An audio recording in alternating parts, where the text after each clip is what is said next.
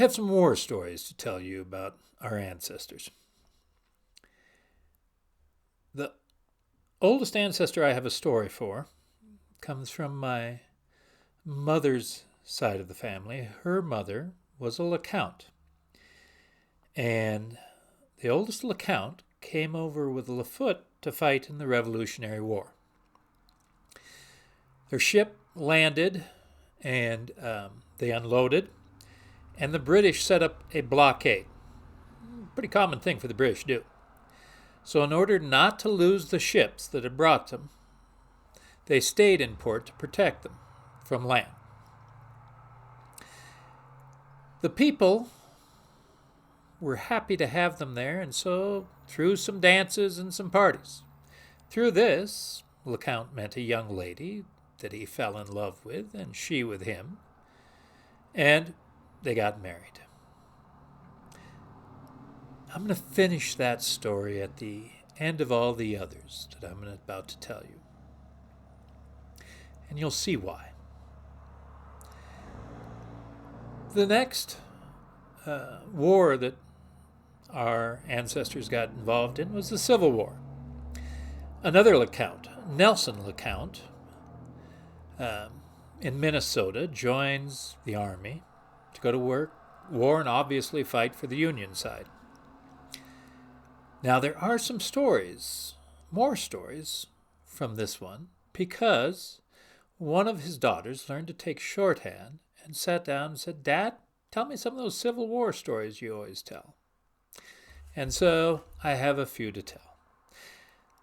When they were first deployed, he was out on a picket, which is basically a guard, he and another fellow, and they hear some horses approaching. The other fellow gets nervous, turns, and as he runs away, says, "I'll bring back help."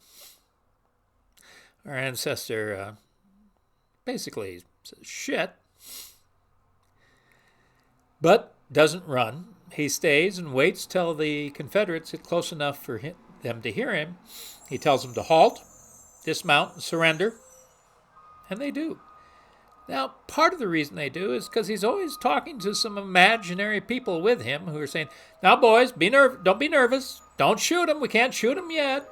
They run, you can shoot them, but not till they run.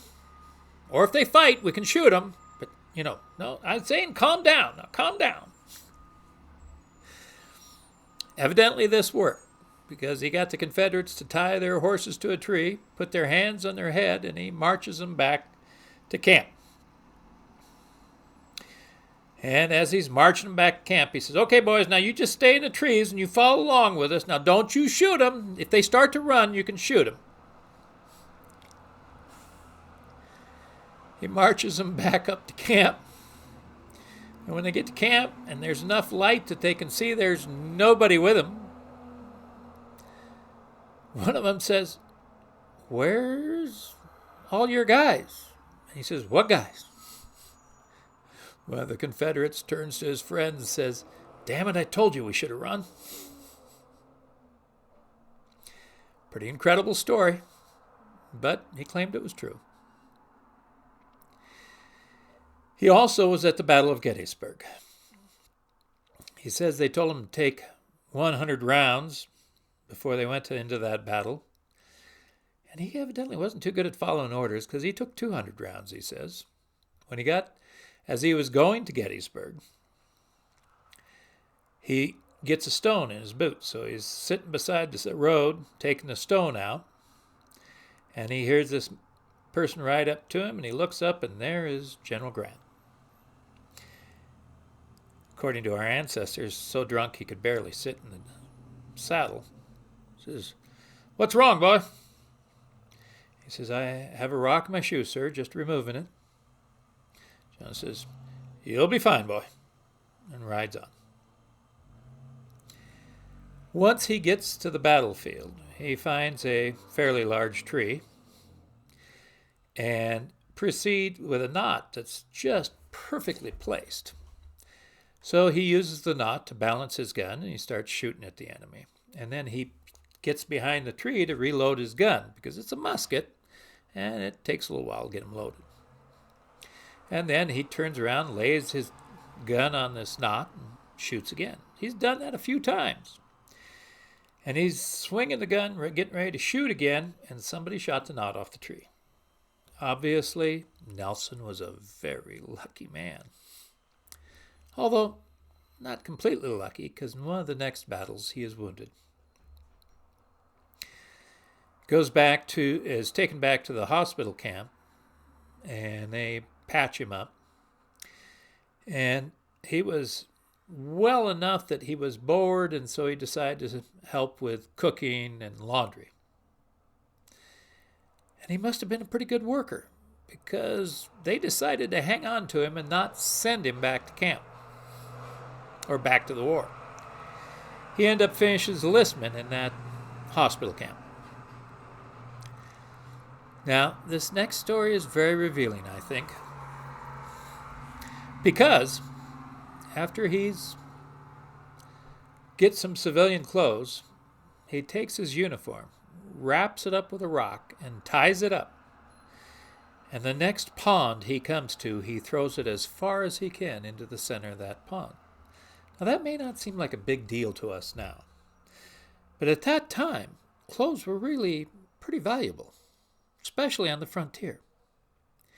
And the army clothes were wool and fairly well made, so they were good for the wintertime.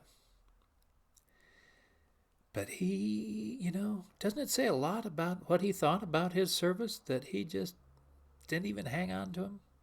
Couldn't wait to get rid of him? Now, his children didn't listen to that story, I don't think so well, because when there was a Gettysburg reunion, they took him back to Gettysburg. They commented how their dad got very quiet, very moody. They said he was very melancholy. I wonder, was he seeing all the dead, hearing all their voices again? It must have been terrible for him. We had one other ancestor fight in that battle. By this time, the Baileys had come to the United States. And so my father's grandfather fought, and Joe Bailey, same name as my father. You'll see the Baileys have a tendency they were not very creative with names. They use them over and over again. Joins up. Now, he's out of Wisconsin. Nobody learned to take shorthand, so we don't have many stories from this Bailey. One of the things that we know, because of the infantry that he was in, they were battling some Confederates that were mounted. And as the Confederates retreated, they wanted to chase them, so they grabbed the local farmers' horses, mounted up, and chased them, and actually ended the war as cavalry. Now, that Bailey was wounded and lost the use of one of his arms.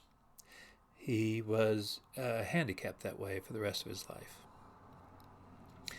The reason he joined was because he and his brother were planning on going out west and taking some of the free land that the government was giving away. Now, the land was free. You had to show improvement, and you could have the land. But in order to get a title to the land, you had to pay for that. And his enlistment fee was enough so he could pay for his title. And that was the reason he joined. The next Bailey that I have to tell you about in war was not quite so lucky. It was my father's half-brother. And he became a Navy pilot, was flying in a formation, and they were getting ready to descend through a cloud bank. He was the last to come through the cloud bank. They never saw him again. They don't know if he lost his control of his plane while descending through the clouds, or whether he was maybe shot down by some Japanese that they just didn't know were there.